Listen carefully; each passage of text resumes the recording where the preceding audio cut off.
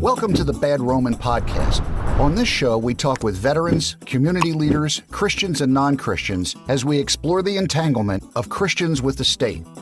The Bad Roman Project was created out of the firm belief that as Christians, we are called to follow Christ, not the state. Here is your host, Craig Hargis. Hey folks, one of my favorite parts of our project is our growing blog. When we first started the Bad Roman Project, we knew we would need a website and a blog for folks to read, but putting that blog together seemed like a tough task to accomplish. But thankfully, we have some awesome people working on the project, and we're happy to help get this started. As we went along, we needed more content, and we came up with the idea to invite listeners to contribute and also come on the show. The reaction to this request has been incredible, and I'm so thankful to everyone who has helped make our blog one of the best ones out there. Today, I'm joined by Ian Minielly. He wrote a fantastic article titled, "Jesus is the Epitome of Everything a Bad Roman Wants to Be" for thebadroman.com, and he graciously accepted my request to come on the show, and I'm so thankful that you're here, sir. Let's go. Right. Would you rather serve God than serve Caesar? You feel me? Right. I'm just trying to live what he said. I'm just trying to live what he said. I ain't scared. I will take one to the head. Go ahead. So it's safe to say that I'm bad. So it's safe to say that I'm bad. So it's safe to say that I'm bad. When we were doing this, our email back and forth, you seemed a little hesitant to do it because you didn't think you were very interesting. And I found your story in the about the author part very interesting to me, and it's something I wanted to get into in this recording. And I'm very thankful you're here. How are you doing today? I'm doing well. We had a good service this morning. The church has a real traditional type thing they've been doing for decades called Baptist Men's Day. And so we had a good service today that was very enjoyable. And so it's kind of a nice transition to finish that and then come and talk to you today. So I'm really thankful to be here. My hesitancy was because I just don't want to put my foot in my mouth and embarrass the faith, embarrass the church, embarrass myself. And so, yeah, I'm a little bit nervous about that. Oh, no, you're good, man. I promise you, you're good to go. I think what you have to say is something that I've been trying to get Christians to understand just with this podcast. You know, we have a small platform. I understand that. But what we're talking about seems to be resonating with a lot of Christians because they see something wrong in the world, in the church. And with your story and with what you did with this article, I think it's going to help kind of maybe push some folks over the edge that are kind of hesitant about even latching on to what we're talking about, what we're going to talk about today, because you have an incredible story and it's something I want to get into. So why don't you, before we get started, give us a little background of yourself? Well, okay. Somebody had mentioned the podcast, and then I heard you say that you would like the reader or listener submissions. And so I was like, oh man, this is great, because I was going through a sermon series, a 5-part sermon series about the things that were upsetting the Pharisees of Jesus' day. And so to figure out how that I got to that point was I grew up on the West Coast, and it was as pagan can be. I mean, my family, extended family, was Catholic, and you know, almost everybody left that. And so I grew up outside the church, no church influence at all until I got to high school and they had a basketball league. And so I played basketball with them. And then after, you know, there's just this pull, an expectation that you go to school, you play sports, you meet girls, you go to college, you pick a career field that'll earn money, you graduate, you start working, you work for 40 years. After 15 years, you turn in your first wife, you get your second wife, and you start all over again. I just didn't like that model. I wasn't a believer at all at the point, but I just did not like that model. I was like, you know, at the point I was 24, and I was like, do I really want to work for the next 40 years and then retire and then spend the next 15 years in extreme physical pain and then just die? It really lacked something for me. Now, I didn't have a frame of reference for what would be better. And so, as I told some people today, I did the dumbest thing you could do at that point. I said, well, I'm going to join the Army and just leave home and go kill people and get paid to do it and have fun, and it'll be exciting. And so I joined the infantry. And, you know, I was 24 when I joined the infantry. So I'd already had a degree. When I got to my first unit, I was the third oldest guy in the platoon because I was 24. And so then it was just Well, it was everything I was looking for as a single guy, because it was like playing football again. I woke up early, we exercised, we wrestled around, we just goofed off, we went out and shot guns and had a good time, and then we woke up the next day and did it again. And it was just doing that over and over. So I did that for quite a few years. And then I was in Alaska, and they were getting 9/11 had already happened. I was getting ready to. I was on the line. I was a squad leader, and they wanted me to go back to Ranger School as an instructor, and I didn't want to go to the rear. The rear is what they call, the training and recruiting and all those types of positions. And I wanted to stay on the line so I could deploy. And they wouldn't give me a waiver. I said I'd even go to the 10th Mountain, and that's up in New York, and nobody wants to go to the 10th Mountain. I said I'd even go be a leg in the 10th Mountain. Just keep me on the line. And they said, nope, you've got to go to the rear. And there happened to be a Green Beret recruiter on post. And I just went and I knocked on his door and said, sign me up. I'm not going back to the rear. I'm not training people. Sign me up for. And so I took a PT test and left, I think, 2 months later. And then I ended up becoming a Green Beret and spent a couple years doing that, got saved, became a Christian during that time period because I was back in the South again. Now, where I grew up in Washington, you could drive miles and not see a church. I come down to the South after I joined the Army, and there's a church on every street corner and in the middle, and often staring at another one right next to it. Yes. And it just blew my mind that, because I just had not grown up in that cultural context where faith and Christianity had something that big of a pull. And so when I got saved and I started reading the Bible, and I was like, okay, wait a minute here. I just professed my faith. I just walked down. We were in a big church. I was like, I just walked down in front of about 600 people and committed my life to Jesus. But what I'm going to work every day and doing is the exact opposite of what I'm committed myself to do. And I kept reading the Bible, and I deployed a handful of times. And then we were in Afghanistan, and I was in my last year of that contract. And I was like, okay, I have to either re-enlist or get out. And I have no plans for the future. I didn't know what was going on. And so I made a deal with God. And you shouldn't do that but it worked. I had to lay a fleece because I didn't have the guts to just get out on my own. And so I made a if-then prayer with God. And I said, God, if you will keep my detachment, my ODA, my Special Forces team from killing any of these people on this deployment, I will get out and dedicate the rest of my life to you. And now you got to remember, I was a Green Beret. These guys are all over everywhere, and they kill a lot of people. And so that entire deployment, we didn't kill a single person. Nobody. Not just me. The whole team didn't kill anybody. And so when the chain of command was pressuring me to re-enlist, because nobody gets out of SF, everybody stays in and does 20 plus unless they get medical retired. They're like, you can't get out. Nobody gets out. I said, no, I'm getting out. And so I got out of the Army, and God has just provided ever since. I managed to go to seminary for free, went into full-time ministry, spent 7 years as an intel analyst during all that process, just trying to get better educated and be able to pastor. And I needed that because I didn't grow up in a church environment. I grew up outside of the church.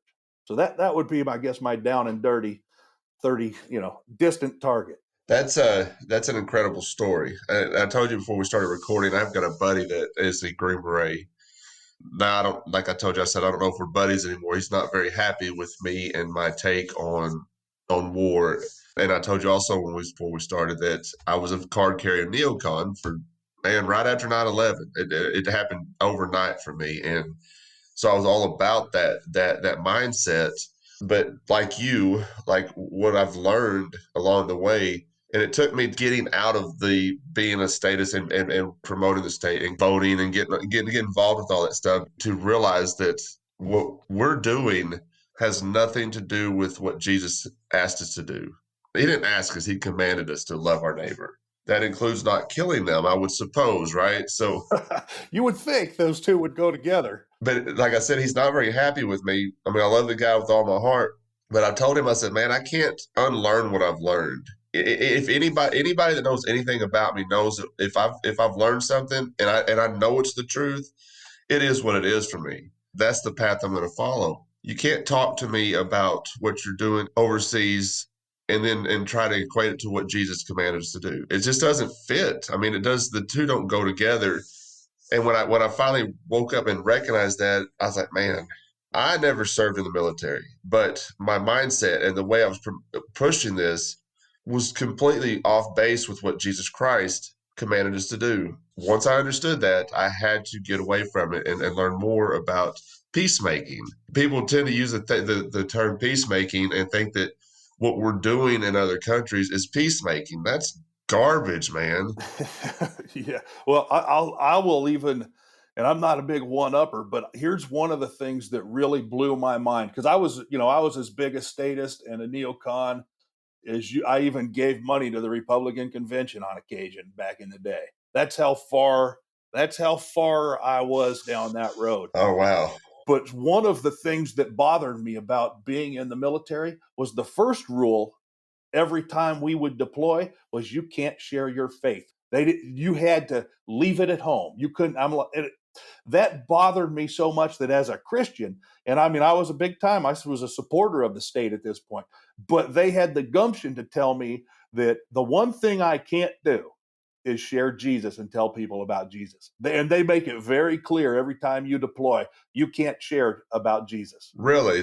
I did not know that. So is it are they talking about you can't share it with the other troops or with the enemy? I mean, Foreign nationals. okay, so you can't share your faith with foreign nationals. Okay. I had never heard that before. That's interesting that they make it clear not to do that. Yeah. Oh, it's mentioned constantly that you can't share your faith with the foreign nationals. And so the last time that I had deployed, I took a full box of tapes from our pastor and his preaching and a Walkman back in the day when you had Walkman. And I took it with me. And one of our Terps, who was really, he spoke pretty good English. I can't remember what his name is. But as we were leaving, I said, I have some tapes with English on them. And I'd like to give them to you and a Walkman you could play with. And I was like, you don't want anybody else to hear these, though. And so I gave him all those tapes. And I have, I left it in God's hands what happened when he heard probably 20 tapes of nothing but preaching and praise music. And so my hope is he heard that. And while he was practicing his English, was also hearing the truth. He's probably running around telling everybody about Jesus now. That is awesome. Yeah. All right. So, and I asked you, or you already mentioned it, but I'm always curious to find out how people heard about the Bad Roman, especially the listeners that contribute, and not for my own pat on the back, but it's just interesting to me how far reaching the podcast can be because we get messages from people in other countries and it blows my mind. Like, I don't know why I'm amazed at the internet that we can reach folks that I will never see face to face, but you told me you think you maybe have heard it on another podcast or on Facebook or something and you checked it out. Yeah. So I'm not sure exactly. It was probably less than a month ago. And I heard it. It was either referenced in a podcast or it was on Facebook. And so when I hear somebody reference a podcast and then anything called the Bad Roman, I'm going to look it up. And so I looked it up and I listened, and my methodology when I find a new podcast is I go to the first episode and begin listening forward. So some of those can take me a long time. Like what's this, Pete Quinones? Oh, yeah. It took me 1.5 years to get caught up to the original material. Oh, wow. You're doing better than me because he's got a lot of content out there.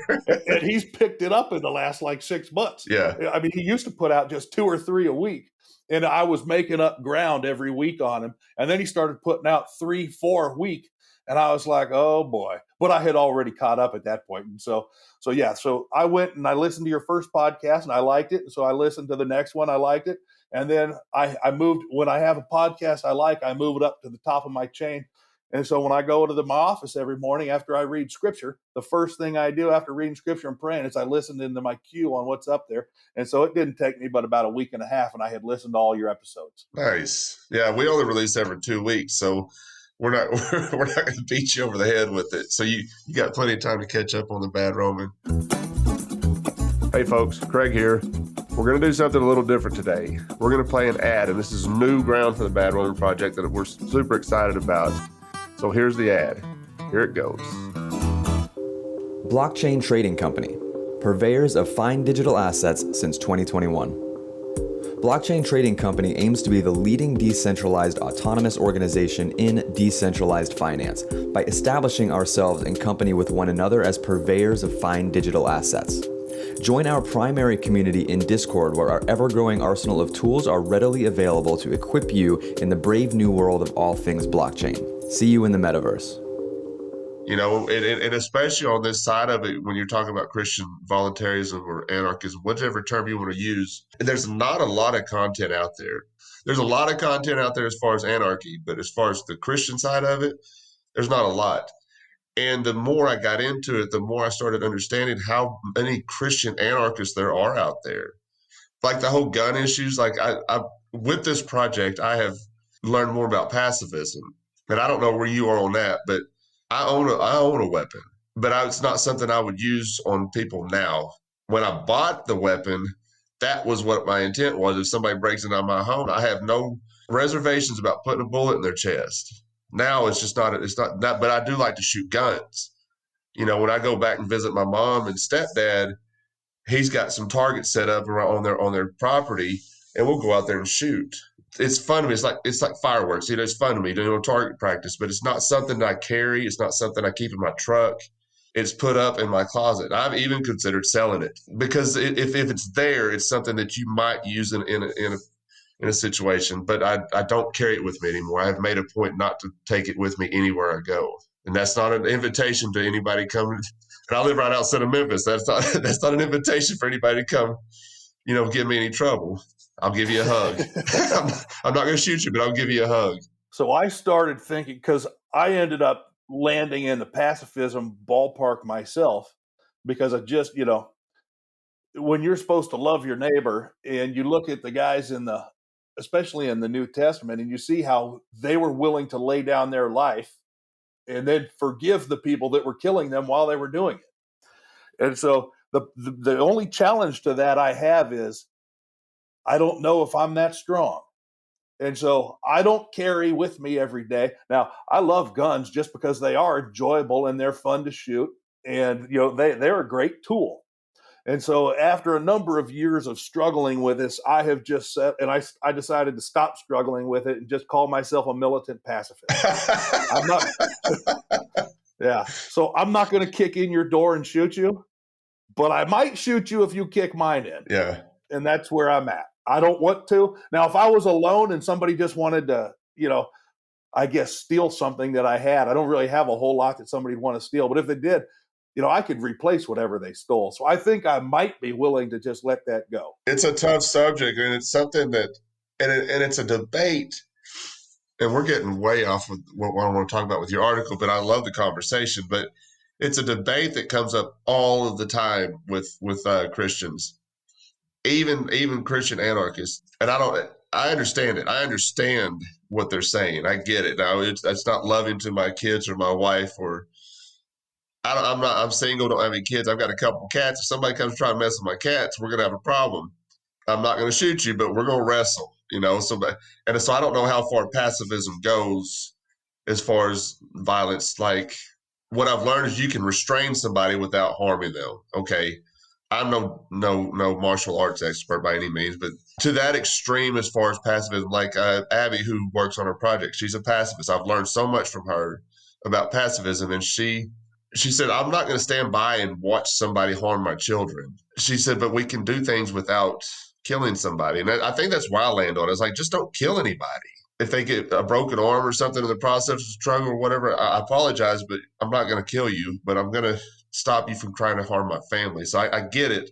And it's a difficult subject. It's hard to navigate sometimes because it's touchy, man. It's a touchy subject. It gets really, I don't know if you're part of our discussion group on Facebook, but we got into this last night about this very discussion. And I'm just saying, don't kill people. Let's start there. Let's just start with not killing somebody and then go from there. And it's like I said, it's a difficult subject. It is. And I don't know how far, if you want to have another conversation on this, because it is, it's a challenge, because we're all created in the image of Christ. And so we're all image bearers. And so we don't have the right to take somebody else's life. But then we're also human. And God gave it, in the Old Testament, there were cities where somebody had to go. If they accidentally killed somebody, they could go hide out, because sometimes people die. And so Yeah, there's gray area in there. That's why I settled after I wrestled with this for years. And I finally just said I'm a militant pacifist. I'm not gonna cause trouble, but I might end it if somebody, it's not like I can't shoot. I'm a very good shot. I just don't want to have to do it. But, if you walk into our house, I think it's just because I don't think I have any PTSD or anything like that. But guess what? I have bats in the corner. I just lived in an environment where that was just normal, and I haven't fully broken away from that. Now, do I have any intentions of clubbing somebody? No, I don't want to, but I am prepared. I get it. No, like I said, it's a subject that's hard to navigate, and we talked about the early church. When you go and read some of the stuff, how serious they were about pacifism to the point of just dying instead of harming somebody else. I mean, that's how serious they took it. Pacifism is something that I think just kind of comes over time the more you learn about it. Now, getting away from the state, I think we can do that pretty quick if we understand the teachings of Christ. Love your neighbor. It's not loving your neighbor to put somebody in charge of them, especially known liars, thieves, and mass murderers. If we're going to be honest about the state, especially the United States government, they're mass murderers, and I mean, there's no way around that, but people don't see it that way. No, that's why I don't understand people that, they want to do the right thing. They're willing to vote, for the quote unquote lesser of two evils, but their neighbor thinks the other guy is the lesser of two evils, and their other neighbor thinks the other person, and they're all right because they're all evil. And so I stopped voting. Let's see here. I voted in the 2008 Ron Paul primary, and I haven't voted since. I voted religiously before that. You beat me to it. So I didn't stop voting until 2016. That was the last time I cast a ballot. And at that point, I'd been studying the United States Constitution, and I just went extreme third party, went to the Constitution Party.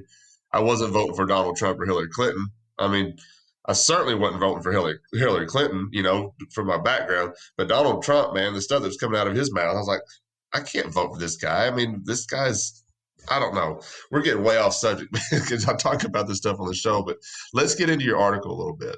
So Jesus is the epitome of everything a bad Roman wants to be. And in this article, it's called The Five Controversies. You said the Apostle Mark describes Jesus' time in Capernaum by shining a light on five controversies Jesus evoked. And you start with Mark chapter 2, verses 1 through 12. And let's just start there. We'll go through all these, and then we'll get into about the author stuff. But so Jesus forgives a paralyzed man's sins, and then to prove he had the authority and power to forgive sin, he heals the paralyzed man and tells him to get up, grab his bed, and go home. The scribes who witnessed Jesus' actions thought to themselves, only God can forgive sins. And they were right, but they were unaware and ignorant of who Jesus was. Why don't you expound on that a little bit? So they were looking for a Messiah, but they wanted a king, a priest, this man who would mobilize and marshal what was left of the remnant in Israel and Palestine and throw the Romans out and then conquer all the surrounding forces and reform old Israel. That's what they had in mind. And so when the Messiah shows up and he is nothing like what they are looking for, they totally miss him because they're looking for a majesty and a big white horse and a crown and a sword. And he shows up wearing flip-flops and a robe and saying, love your neighbor. And they just rejected him. And right here, these five controversies with the start of them, they're watching Jesus like a hawk. And they're seeing what he's doing, and he knows they are. So he starts out with what we would consider the easiest thing. He just says, your sins are forgiven. Now, we all forgive people of their sins all the time. But in this instance, this is God forgiving a sin. So it's a significantly greater forgiveness than you or I forgiving somebody who wrongs us. Here, it's God forgiving a sin. And they recognize that. They just don't recognize it's Jesus that is God. So they say, they get upset. And they're like, only God can forgive sins. And that's why I put in the article, they were right. Only God can forgive sins like that, can fully remit sins and atone for them. And so he says, well, just to prove to you that I can do this, get up and walk. And the guy stands up and he walks out of there, and their minds are blown. And at that moment right there, they fully realize that there's something has clashed with their worldview, and it's going to be a problem for their worldview, because if Jesus is God, if he is who he says he is, well, then he's nothing who they've said he is and who they want. And he is going to remove all their authority, remove all their power, and he's going to take it all himself. And he deserves it and warrants it. So yeah, it's an earth-shattering. The beauty of this is, I've read Mark a whole bunch of times over the years, but when I fully became more of the libertarian and the anarchist way of seeing things, the Bible truly opens up. And I could read it before, but when I was studying Mark because I'm preaching out of this. And so when I was reading it, now that I realized that the enemy of Jesus uses the government as it is fully in charge of it and in control of it, well, it really opens up these passages to see so much more clear what's going on. So that's the first controversy. Yeah, and I think we talked about this before we started recording too. I think if Jesus was walking around on earth today, Christians today would murder him. No doubt about it. I mean, because the message he preaches is completely opposite of what they hear the state preaching. Well, I will qualify that. American Christians would line up and buy tickets, and just as they did 2,000 years ago, would yell, "Crucify him." With smiles on their face, they'd buy pay-per-view for it, and they would feel justified at the same time. Yeah. I have no doubt about it. It's sad. And I would have 10 years ago. Yeah. I don't want to say that I would have, because I don't know. I've always had an understanding. You mentioned with the anarchist side of it, and being able to read scripture differently as an anarchist. Even as a neocon, man, I had this love for Christ, but I wasn't putting two and two together. There was something in my brain that was blocking out the teachings of Christ. He says, love your neighbor. He says, love one another all the time. He says it all the time.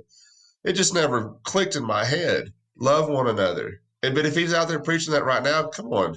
Look at what's going on in this world right now. How much do we love each other? We don't love each other. We don't claim to be, but come on. Let's be real. This is why baptisms are down. This is why churches are empty and closing, because we have lost our first love. Yeah. We have replaced that first love and understanding and recognition of just who the Lord and Messiah is with what we would consider an equal, even in, if not even more powerful partner in the state. Yeah. And churches are number one for it. And it breaks my heart, because I see it, and there's really almost nothing I can do about it, because, as you said, I'm a pastor, and I am like a unicorn. I don't find any others like me out there.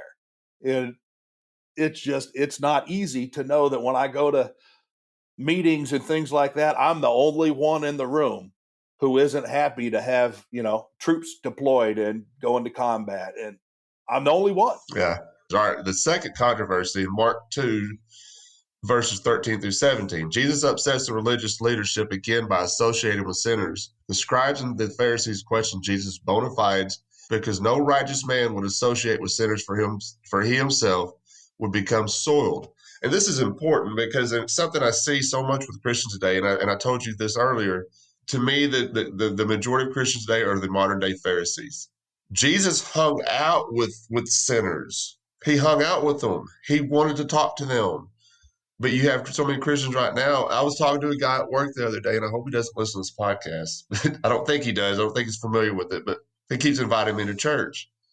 And I want to go visit. It's a Baptist church. Now, I spend a lot of time in Southern Baptist churches, and so I'm very hesitant to go to a Baptist church because the worship of the state that happens in these churches. Now, and I asked him, I said, is it a Southern Baptist church? And I'm just asking questions. He goes, oh, no. He said, we're a Baptist church, but the Southern Baptists have lost their minds because they are trying to bring in gay people to the church. And I just kind of stared a hole through him, because I knew where he was going with this. I've heard this before. He goes, we're supposed to warn them before they go off the cliff. But he kept emphasizing gay people. And I'm like, and I used to be that guy. So I'm coming from this understanding how it was, but I know what he's saying. And I'm thinking, but Jesus hung out with gay people. Jesus hung out with prostitutes. Jesus hung out with drunks. I mean, you can't, who are you Jesus told us to love them. Let Jesus sort that stuff out. That's between them. And when he said that to me, I feel like if I go to this church, I'm going to sit there and judge everybody now. And that's not why I want to go to church. I want to go there. I want to hear the word of God preached without hate. There's a lot of hate in Christians, especially with that stuff. And it's just what it sounded like to me was just total hate of these people. And I was like, man, listen, man, it's none of my business what they do. That's why I come down on this issue. What they do is none of my business. Jesus instructed me to love them. That's what I'm trying to do. And I can't love them by judging them. It's impossible. I'll put a caveat on that because I am a Southern Baptist pastor. I don't know if you do that or not, but I am Southern Baptist. Okay. No, I didn't. I knew you were a Baptist preacher, but I didn't know it was a Southern Baptist. But I am a unicorn in the convention just because I am not I'm not big statist. Well, I wanted to say something to that because you call yourself a unicorn. Now, I've talked to several pastors on this show. You're not the only one out there, I promise you. I hope not. There's other ones like you that are trying to get this message out as well, but you just know that you're not alone. There's other pastors out there that understand what we're talking about, and they're trying to bring the church back to where we're supposed to be. Anyway, go ahead. Well, no, I mean that just brings up, I'm thinking of, the prophet Elijah when he thought he was the only one, and the Lord's like, no, I've reserved a whole bunch. You're not by yourself, and so I'm in that same boat, and I'm happy that there are. I just don't run into them. But as far as what you were saying about the associating with sinners, yeah, you're spot on. Jesus, the church, what he was teaching them, and I was thinking about this week. If you flip past the Gospels and start reading the rest of the epistles, almost the entire membership of the early church outside of the Jewish converts started out as homosexuals because they were Greco-Romans, and those guys were very rampantly homosexual in their culture. And so they started out as homosexuals in the church, and then they left that behavior and became Christians. And that's why Paul is constantly writing to them and going, hey, listen, don't forget, you can't be having those, these illicit affairs, these illicit relationships. But if the church didn't allow homosexuals in the door, it would have stopped 2,000 years ago. I mean, that's just the way it is. And so and as far as his view on, I can't speak for all Southern Baptist churches. I can only speak for mine and the ones I've been in. And I would say for the most part, what I have experienced in the church when it comes to that topic is wide open arms. Now, the churches would not conduct a homosexual wedding. We wouldn't conduct a wedding, but we would absolutely welcome and embrace anybody coming in of any lifestyle, because if they're not there and hearing the word, how else are they going to hear it? And it's up to God to convict them. And, I look at myself, I told the church this morning, I started out as a knucklehead, and right now I'm still a knuckleball. It's a process. And so how could I look at somebody else and their particular sin and judge it as more not worth talking to and kicking and not wanting to fellowship with them over any other sin? I mean, am I going to will I stop at bank robbers? I'll let bank robbers in, but homosexuals, you got to stay at the door. And that's why that second one was a controversy, because the Pharisees are looking at him and they're like, what are you doing associating with sinners? We keep those types away. That's why they were the way they were. Their authority and power was from division, and they minimized the faith. There was very little faith involved in it, but there was a lot of division, and I'm elevated versus you, and you can't get to me. You want to be like me, but you can't. And Jesus goes right in there. He reclines with them, passes food around with them. He's right there with them. Do you think they heard what he had to say? They did. They did, because he was willing to be right there with them. And so, that's a controversy, again, that is still present in the church today over many other things. It's very disappointing, disheartening too. Like I said, I used to have that mindset too. And when I come on just that particular subject, and people have asked me about it, people that have messaged me and stuff. And when I come down, this is where I fall on it. It's none of my business. I have enough going on in my life that I need to work on myself to sit and worry about what somebody else is doing. That's between them and God. Okay. I'm not going to sit here and beat them over the head with the Bible. I'm not doing it. I will love you. And like with theology and stuff, it goes over my head. I don't get into it. I just try to keep it basic. Love your neighbor. as you love yourself. Love God as you love yourself. It's so I just keep that simple. I like it simple. It makes it easy for me. And I think if Christians just got back to being simple, we could get away from some of this garbage. One other example regarding that is the adulterous woman. These Pharisees throw this woman at Jesus' feet, and they're like, what are you going to do about that? Because they know that what he should say is take her out in the wood line and stone her and kill her because she's adulterous. And so after a few minutes, and without rehashing the whole story, he says, okay, how about the first one of you without sin? You throw the first rock. Yes. And they can't do it. And so then they all leave, and she's looking at him, and she, because she knows that she was on the carpet and she was about to get killed. And he says a very big thing right there. He says, go and sin no more. It's not that she didn't sin. He knew she had sinned. She was guilty as charged. But he said, go and you're forgiven. Go and sin no more. And that's what he does. He wipes the slate clean, no matter what it is. And then just says, hey, don't do that again. Yeah. Even though he knows that we'll often slip up, and people will, but he just wipes that slate clean and says, go, do the right thing. Try again tomorrow. Cast the first stone. That's such a big statement by Jesus. And when you say that to Christians, they look at you out of the side of their eye like, man, this guy's a lunatic. But no, he said it. Are you sinless? Do you not mess up every day? Did he not forgive you? What makes your sin any less than hers or his? I mean, you're not 13 years old. You know people that have tried to act one way and said one thing. Meanwhile, they had a girlfriend on the side, or they had a gambling problem, or maybe they were hooked on some, drug. They were doing something. You've known people that pretend one way, yet it's not reality. And so we don't know that. None of us know that. And so, yeah, you just have to love people and then pray and hope that, as they grow in their faith, whatever those things are in their closet, they'll take them out and throw them away. It's seriously between them and God. It's none of my business. Let's hang out with them. Let's hang out. Let's have a conversation. Absolutely. I'm not going to beat you over the head. Hey folks, Craig here again. If you're interested in sponsoring an episode, the first 15 folks to sign up for 4 ad spots with us will get a 5th spot for free. You can also support our mission by donating on our site. I'm so happy how this project has grown, and thanks for listening. Now let's get back to the conversation.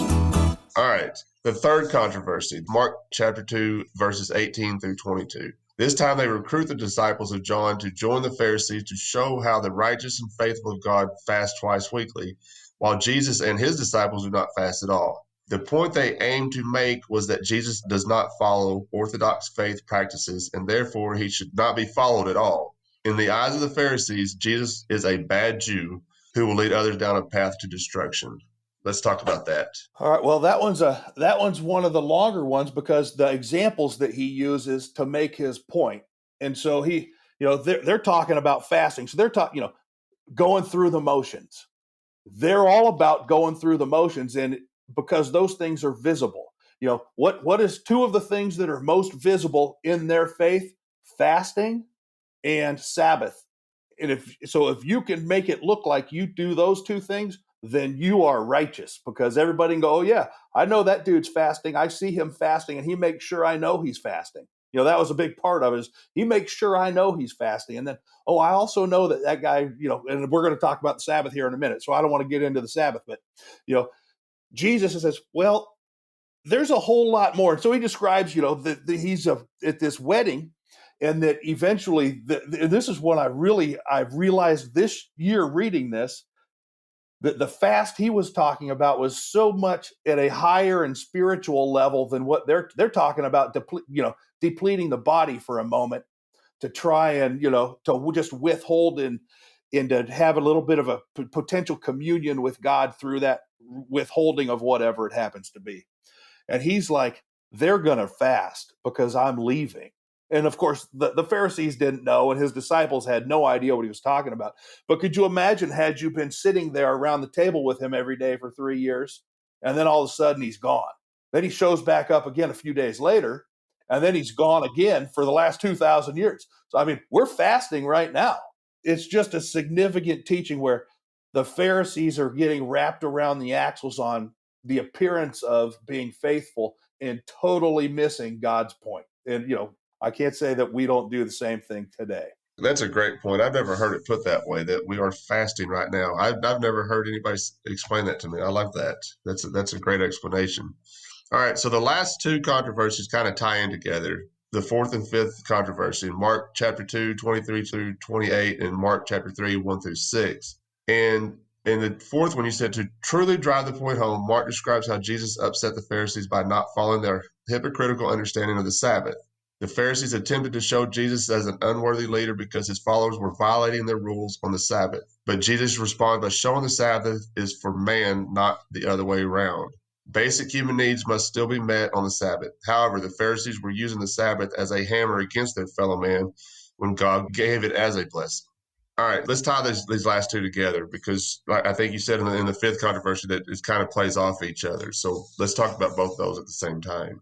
All right. Well, so on the fourth one, they had taken the God-given instruction and elevated it above God. And so, it's not any different than taking any kind of tradition we have and elevating it at a higher status than it is, when really God's intent behind it is, I gave this to you as a gift. I want you to relax, rest. The things you think are important just aren't that important. What's important is this vertical relationship with me. That's important. And so if you'll focus on that, a lot of those horizontal relationships with other people will take care of each other. And then the fifth point, this is where he nails it. And he just puts them right in their place, because they are very upset with him.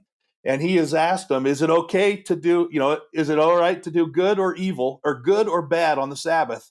And they're just, they're silent. And he says, well, is it okay to do good or bad? Is it or to take a life or to kill? And they're silent. And the man with the wizard hand, he heals him, knowing full well that they're already plotting. And so they're already committing evil, because they're already plotting against him while he's doing this. And so they're not only violating the Sabbath with their thoughts and their minds, because they're making plots and scheming to kill him. So they have violated the Sabbath themselves, and they're doing it in a manner that is just, over the top. And so he says, doing good, it's always the right time to do good. There's never a day that you stop doing good. You don't take a Sabbath from doing good. And so, but in their minds, they just couldn't get that wrapped around them. And I learned a lot reading that this year, because I was like, how often do we take Sabbaths from doing good? It's like, well, I've done some good this week. I'm going to relax today. Don't we? Yeah. I mean, we do. It's like, well, I did the right thing earlier. I'm gonna go get some me time right now. I'm gonna go plug into my man cave, or I'm gonna go do whatever it is. But really, he's saying, it's always time to do right and never time to do wrong. Right. That's beautiful, and I think that's so true. And just the fact that he was doing this, knowing what they were fixing to do to him, that's the story of Jesus never ceases to amaze me.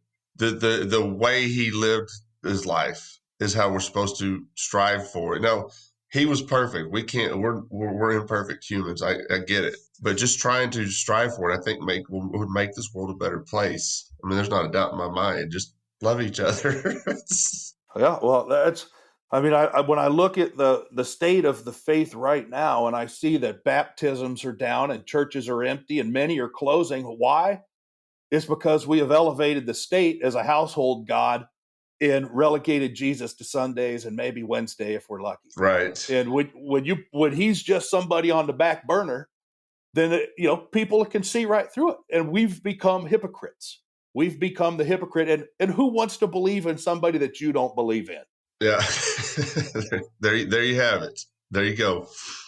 So in the last line of your article, and this is going to play into what I want to talk about next, and we give people the opportunity to tell us a little bit about themselves, like the about the author section of the articles that some people do and some folks don't, which it doesn't matter either way. But I really appreciate the information you gave us about yourself. But in the last line, it said, "It is time to be good Christians. If we will be faithful to the kingdom of God, it will seldom equate to being a faithful patriot to a temporal nation state." All right. And you mentioned when you were giving some background that you were a Green Beret. And when we were emailing back and forth, when you said that you talked to kids about not joining the military, and that's so important. How do you go about that? Because in the about the author, you said God spared me and showed me the great mercy in opening my eyes to love and against war and the state, to see the great work God did in me. Previously, I spent more than 7 years as an intelligence analyst for the Defense Intelligence Agency. And then were you part of that before you became a Green Beret, or? Yeah, it was afterwards. Okay. So just talk to me a little bit about that, because this is an important subject that, like I told you, we have veterans that listen to this that are kind of on the fence about stuff. And as I mentioned, my buddy, he's upset with me. He's a Green Beret. And this is such an important subject for me personally, just because of my friendship. So I want you to just kind of talk about it. Maybe if at some point he's willing to listen to me, I can share this with him, and you'll just talk about that. Well, you're putting a lot of weight on me with that one. Well, whatever you're comfortable talking about, let's just go with that. So this is something I struggled with myself. I mean, I loved the Army. Of course, back then I was a strict constitutionalist myself. I was like, well, this could work if we would only do it. It's that whole socialism. Well, socialism would work if we'd only do it. Well, I thought at the time, boy, we would be a great constitutional republic if we would only get back to it. And I was just fooling myself. But as far as being in the Army, one of the hardest challenges that I had as a Christian was realizing the impact that Constantine is still having on the church today. We have a national church where our churches are lifting up and supporting everything that the United States does.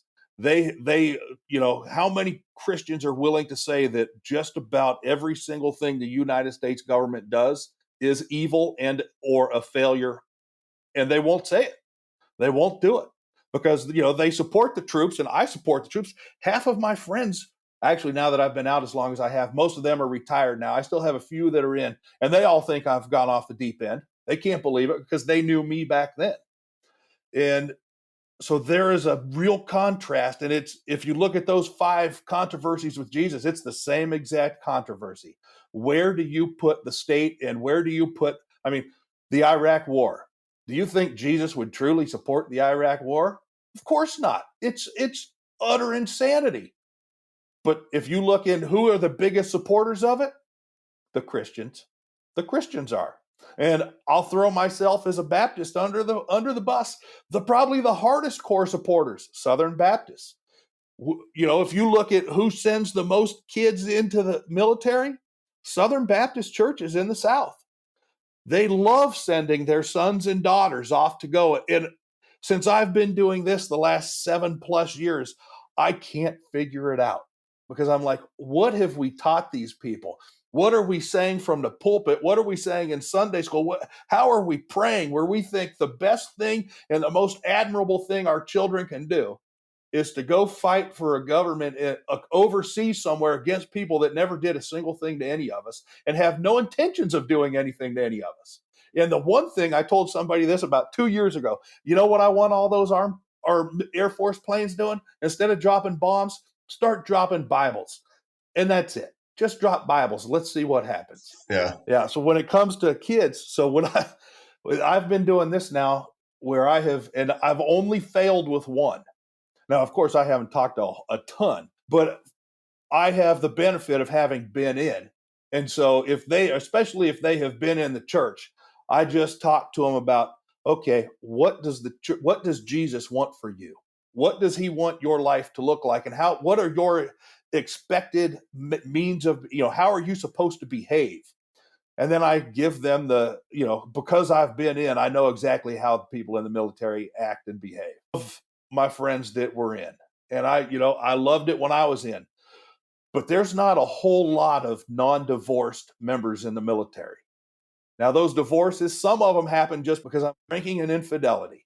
So as a Christian, do I want to tell a kid to go in there and get married and, fulfill that part of his life? And then either he's cheating on her or she's cheating on him. But that's what's coming down the pike because I just know that that's what's coming for most of them. There's almost nobody escapes the 20 years in the Army without getting divorced because of alcohol and infidelity. And so that's one area. And then when I talk to them about, killing, what makes you think that you have the right and the expectation to go overseas and kill somebody in their country just because a government told you to? What have they been right about before? Nothing. They've never been right about anything. And so when I look at it as a Christian, as a son, I used to tell my son, now he's 26 now, that if he was going to join the military, I would go to jail because I would beat him just to keep him, I would hurt him so that he wouldn't be able to go. I'd break his leg, do something, I'm just talking out of my ear here, but I wanted him to know how much I didn't want him to go into the military because I had better plans for him, just like God has better plans for us. That's like the lowest hanging piece of fruit, and it's rotten to the core, but we love to pick it. Yeah. Are you familiar with Scott Horton at all? Oh yeah. Met him one time. Big fan. Nice. He's probably one of my favorite shows is his, and I had him on.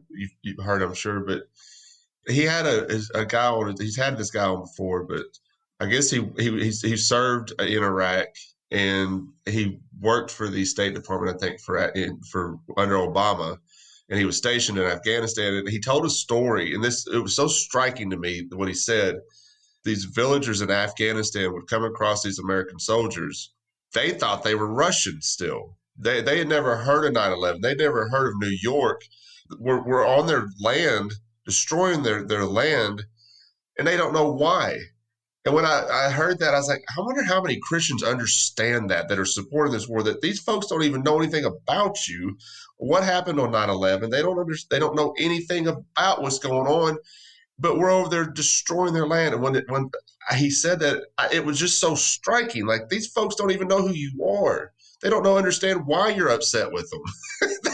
I had a similar experience. So, I was fully on board with going to Afghanistan and all that. And so I'm in Afghanistan. And at the time, I'm really on the fence about my faith and what I'm doing. And when I began interacting with the Afghans and seeing, man, they have nothing and they're happy that way. I'm sure they'd like to have stuff.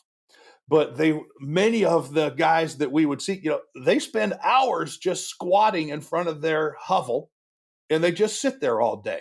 And I don't really know what they do. And then they go and they eat something. They have no idea anything that's going on. And I used to look at these guys as we're rolling around I was signed for $1 million. I was the senior engineer on my ODA. I signed for $1 million worth of equipment over there. And we're rolling around in $1 million worth of equipment with guns pointed out at every orifice on our GMVs you could get. And I'm looking at these dudes in flip-flops and dirty robes. And I'm like, really? I've got more on me right now than he'll ever have in his entire life. And what am I doing here again? And it really blew my mind to think, why did the U.S. government send me over here to do things to people that have no ability to do it? They don't even know. They wouldn't know how to get on an airplane. They just have no concept of it. It's so far. They're so far. Their culture is so different than ours that, yeah, they have no concept of it. Now, are there a handful of people over there that can try and rile up the troops and coerce them to do things? See, that's the key, though. It's coercion. The thing that our government won't tell you is most of those suicide bombers, they're duct taped to the steering wheel, and their family is being held at gunpoint if they don't go do it. These are not people that are over there trying to drive a suicide vehicle into a convoy of Americans because they hate Americans.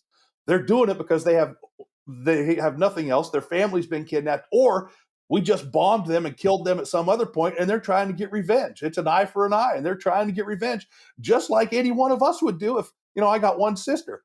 And I won't think I would now, but at one point let's say I was 20 and my sister is a couple years older than me and somebody violated her in the most vile way. Would I think about doing something to that person? Of course I would. And they're human. They're people just like we are. And there's no way I can get around thinking of the billions of dollars. Actually, I think Scott Horton just said something. It was like $1.5 trillion or 2.5 that has been spent in Afghanistan in the last 20 years. On a country that is filled with rocks. And so here's one thing, I don't talk about this very often, but I used to think, this has got to be the most godforsaken place in the entire world. When I was in Afghanistan, I found it to be one of the most godly places. I was so in tune with God because the scenery was beautiful. And all the stuff that I have here in the States, I didn't have it there. So I didn't have all those interruptions that were blocking my ability to talk in that vertical relationship with God. And man, I saw God everywhere. And I was just like, what are we doing to these people? Will they ever hear the gospel from an evangelist at this point? Because we have done so much bad and evil in there. And so it's at that point when you start closing that circle, you start realizing, well, maybe there's a plan to this, to keep all these people from hearing the gospel, because we have turned to them so sour against anybody that would bring it and deliver it to them. And it's really frightening. And I am just appalled that I was a part of it for as long as I was. Yeah, that's super depressing when you just think about it. Hey folks, Craig here, and I'd like to let y'all know we are always looking for writers to contribute to our blog. I don't care if you have any experience or not. 2 or 3 of our contributors had no prior experience writing, and it turns out they have a real knack for it. Our project coordinator helps them put the articles together, and she publishes them on our website and Facebook page, and you will also have the option to come on the show and go more in depth about your article. So if you like what we're doing at The Bad Roman and would like to try your hand at writing, then send us an email at thebadromanpodcast@gmail.com. We're having a blast with this project, and we would love for you to join us in helping promote it. Now back to the show. Man, this has been a great conversation. I know that it's going to resonate with a lot of folks too, because like what we've done with this project is try to get these types of messages out and conversation. I really appreciate you being so open with us and telling us your story. And I really, really appreciate you contributing to the blog as well. That's huge to me because, you don't have to. You did it voluntarily, but you got a story to tell, and I love that you were willing to do it. And in the About the Author section, you've got a YouTube channel. You've published 3 books as well. Do you want to speak about that? And I'll let you get out of here and get back to your family, but just tell us a little bit about your books and your YouTube channel, where we can find you at. All right, well, the YouTube channel is the church's YouTube channel. I just put my message up every week. So I usually do it on Monday morning. I'll take the Sunday sermon and then edit it so it's just the message and cut out all the music. And I just put that up on YouTube. And so it's definitely there. I just had a brain fart and forgot what the name of it even is. I feel preaching the Bible with Pastor Ian. And so it's pretty easy. And I've actually published my 4th book 2 weeks ago since we started talking. Oh, nice. I could just give you a little brief. So the first book was because my wife and we had tried to adopt a girl out of the foster care system. And boy, if you want to do some stories that'll break some people's hearts and get people riled up, have on some people that have knowledge of the foster care system. Well, it's interesting you said that, because I've had somebody reach out to us and want us to talk about the foster system in America, and how, because he listened to the show and he has foster children as well, and he wanted us to do a show, but I didn't know who to contact. I contacted somebody that it was a suggestion, but she wanted us to pay her to come on the show, and that's just not something I'm going to do. But maybe I can get you back on. We can talk about that a little bit, because that would be something that's going to resonate with some folks too. Because like I said, they asked us to do an episode. I just don't know who to talk to about it. Well, so the real guy that would be in our liberty circles would be Carlos Morales. And so he's written a book on it. He was a DHS agent in Texas. And I want to say he did it for 6 months, and he was so disgusted with what he was doing that he quit and has now been on like a crusade for the last decade against it. I didn't discover him until after we had already had a girl that we had fostered for a year and a half from birth, and then they took her and gave her to an aunt. And so I just wrote a fictionalized story to her that I hope at some point when she's an adult, she'll be like, who were my foster parents? You mean I had foster parents? And then she'll read that book and be intrigued by, my wife and I, and she'll reach out. That's my hope. And my second book, Revoked Consent, I mean, it's a story about why government hates gun control or loves gun control, because it would really be so easy. And so the story is a bit violent, because if people ever decided to actually take back the authority and power from government, they could do it in one day. The ability of a weapon to reach out and touch somebody from a distance, and the fact that we know where everybody lives, it's impossible for politicians, judges, any of them to actually hide. But people are decent humans, so they don't do it. And they trust and they know that most people are decent and they won't do it. But that's why they don't want people to have guns. And so in that book, I actually have a handful of people say, you know what, I've had enough. And they start popping politicians and judges. And then it takes no time whatsoever before all of the thing the world turns into a libertarian paradise. And so that's that story. And then I wrote Genetic God. It's more of a Christian themed story of how God is available and we can see him, and science has just now caught up to us and is able to actually see the evidence through epigenetics and things like that. And so those are the 3 fiction books I wrote. And then I wrote one book on evangelism and, just how to reach people.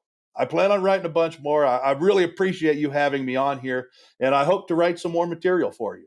That's awesome, man. Yeah, I loved reading your article, and I'd love to read some more stuff from you. You've got a great perspective on things, and you have a perspective on stuff that not a lot of people do. I mean, let's just be real. I mean, a lot of people serve in the military, but a lot of people are not seeing things the way you see it now. And I love the fact that you've been so open about it. That means a lot to me. Well, man, I really appreciate this. Like I said, I want to do it again. I've really enjoyed this conversation. I love talking to everybody I have on the show, and I love meeting new people this way. But let's do this again for sure. That sounds good to me. If you want to write another piece for thebadroman.com, I'll have you back on.